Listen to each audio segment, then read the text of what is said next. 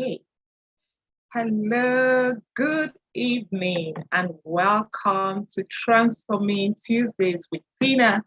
My name is TEENA Ubugo. I am your transformational leader, your coach mindset, and the mindset coach. I am so happy to be here with you today. And for many that are joining this live, you are welcome wherever you're joining in from. Today, a lot has been happening in our environment in recent times, and especially where I live, there are lots of leadership challenges, a lot of things people are doing who say they're leaders, and you begin to wonder, does it really align with what true leadership is? And so I want to talk about something that every leader needs to be conversant with. You need to know to be able to help not just themselves, but also their organization and the team that they lead. Because if you're leading and you don't have any followers, you're just taking a walk in the park. Welcome. My name is TEENA Ubugo. I am your host, a certified coach and leadership consultant and trainer with the John Maxwell team. A very famous quote from a book I read recently, The Road Less Traveled. That book is by Scott Peck. He starts the book with saying that life is difficult. For many of us, we may say, yes, life is difficult. It's difficult for some people. But when it comes to us, we like to maybe give excuses. We like to, say why it shouldn't be for us. We reject it outrightly. No, it's not going to be difficult for me. But you know what? Whether you agree or you choose to disagree with him, life is difficult. And so is leadership. Leadership is difficult. However, if we fail to accept that life is difficult as leaders, we set ourselves up for failure. And that is the truth. The minute we fail to accept that life is difficult, what we are doing is setting ourselves up for failure. What we're talking about on this episode is how a leader's thinking and attitude can impact or influence the people and the business. As leaders, it is easy. It's so easy to accept that, yes, life is difficult for other people. And deep down inside of us, we secretly hope that, you know what, it does not apply to us. But how we show up in our leadership is what determines whether we're leading well and how we're leading the people in our charge. About 2 weeks ago, or less than 2 weeks ago, about mid-morning or afternoon in Nigeria, we witnessed a high-rise 21-story building collapse in a high-growth part of Lagos. A lot of things have been written and have been discussed about the building and the collapse itself. And as I took time to just ponder what went wrong and thought about what could have been some of the likely leadership failures, I'm bringing it up because they affect all of us as leaders. How we think, how we do the things that we do. And so you understand that leadership truly matters. It matters. How are you leading as a leader?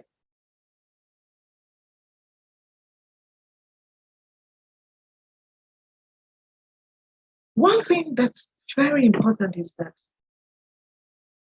leadership is not by position. It's so important that we come to that truth, fundamental truth, that leadership is not about position, it's not about hierarchy, it's not about status, it is influence. And so, as a leader, you want to ask yourself, how are you influencing the people that you have been called to serve? How are you influencing them? How are you impacting what happens, whether for good or for bad, within your team or within the organization as a whole? And so you want to think about a leader's attitude. And then you want to also think about their thinking pattern. Thinking pattern.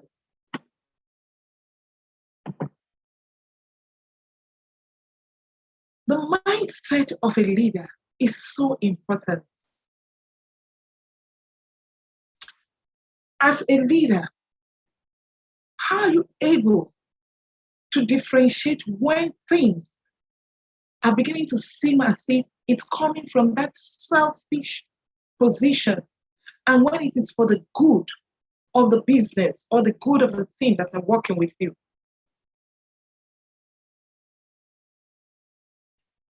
Again, I go back to the example that I was using, the collapsed building. The owners, you would say, they probably were more concerned about amassing so much profit. Now, don't get me wrong, there's nothing wrong with wanting to make profit in business. That's one of the reasons why you created a business, especially when it is a for-profit business. But I also recall reading something that the construction engineers from the onset that they put out there. They wrote a letter to the owners, to the company. Last year, February, was dated February 2020, dissociating themselves from the continuation of that particular construction work. And why would they do that? They noticed some anomalies. There were some things that were defective, and it did not align with what their own values are. And so as a leader, it's important you know when to walk away. You know when things are not going the way you want it to be. That letter was written in February 2020, but it was brought to light as the building collapsed, and there were lots of talks about who to blame and why, what went wrong, who should be held accountable. Now, you see the difference between the leaders of the construction company and the owners of the building that collapsed. The construction engineers knew when to quit because it did not align anymore with their values. In as much as they are in business to make profit, they, you will say, have a growth mindset. They are thinking about their own name, about their business. They're also thinking about the quality of work that they're doing. The other thing that a leader needs to be aware about, you need to think about as a leader, is where does your interest lie? What is most important to you? What are the things that you prioritize? An excerpt from John Maxwell's book, Winning with People, which I read at the beginning of the year. It came to my mind as I was thinking about all of this.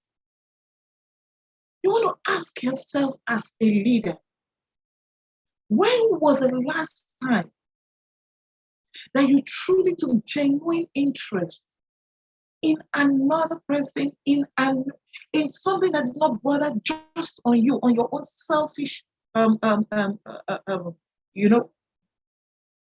understanding? That it wasn't about your own selfish motivation. When was the last time you actually took genuine interest without any intent of your own selfish reason. Who knows? Maybe for you it's often, or maybe not so often. But you want to think about that. People have been put in your charge. How are you leading them? We hear a lot in this day about compassionate leadership, about empathy. How well are you grounded in being a compassionate leader or leading with empathy? And so, with the collapsed building, there are lessons to be learned. What are the lessons that we can learn from it as a leader? Whether your organization is just a small one, you're just starting out, or you are established, you are accomplished, there are lessons we can all take away. The first thing is that a leader's first responsibility, especially in turbulent times, is to define reality. What is real? What are the things that you can face headlong? And as you define reality as a leader, you also want to be in that space where you are helping those you are leading. You're helping your team define what reality is. It could be there's something holding them back from coming into what is now, what it is now. I hear a lot of people sometimes, people are still talking about when things go back to normal, when things are normalized. I actually read something on Twitter this morning, and somebody said, when things normalize, please start doing this. And I'm like, wow. Embrace the new normal. Come to terms with the changes. You have to be flexible, be adaptable. Come to terms with where things are right now. The second thing is that good leaders see and seize opportunities. In the midst of all the chaos, in the midst of the turbulence, in the midst of everything that's going on, as a leader, you want to continually look for ways to advance your team and to advance your organization or your business. And again, that goes back to separating what is real from what is ideal. What do we need to let go of now that is not attainable because of the times we find ourselves? You want to value and promote teamwork.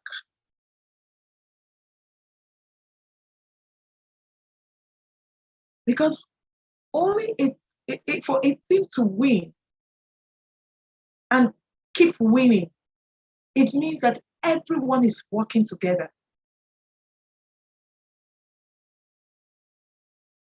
For you to win as a team and to keep winning, everybody is working together. We all know the acronym. Together we achieve more. And so as a leader, how are you helping your team? How are you helping those who you are working with to understand that we all need to pull our weight? We may not all have the same strong points. Our strengths will not lie in the same place. But what I cannot do that the other person can do, am I encouraging the other person to see the value that they bring to the team and to the work that is being done, and also appreciate them. And then lastly, you want to understand that in times of crisis and difficulty, a true leader stays disciplined. You are not easily swayed by the distractions happening around, because distractions will come, they will happen. But are you able to stand your ground and stand up for what is right and stand up for what is true that aligns with your values? We're humans, we can make mistakes. But let your mistakes not be the ones that will cause so much damage. And so you want to put on your thinking cap as a leader. You want to have that right mindset. You want to be able to lead with the interest of those you are leading at heart. Are you thinking of them? Are you thinking about them in the decisions that you're making? That it's not just about, making so much profit, but you're thinking about the people. Like the president of all, John Maxwell McCall, said to us during the crisis in 2020, during the COVID era, it's about putting people over profits. That's what makes you a transforming leader. That's what makes you a difference maker. And so what difference are you going to make today as you lead the people in your charge? What is one thing you're going to do differently? What is one action step you're going to take to ensure that you're leading with the right values? You're leading with the right mindset. Until I come your way again next time, this is TEENA. And I'm saying to you, lead as a transformational leader. Lead with the right mindset. Lead with compassion. Lead with empathy. If you watch this, if you're watching it live, drop in the comment section. What is one action step you're going to take to ensure that you are a leader that the people will be proud of, that you're putting people over profits, you're putting the interest of your people at heart. Until I come your way again next time, be well and know that you matter.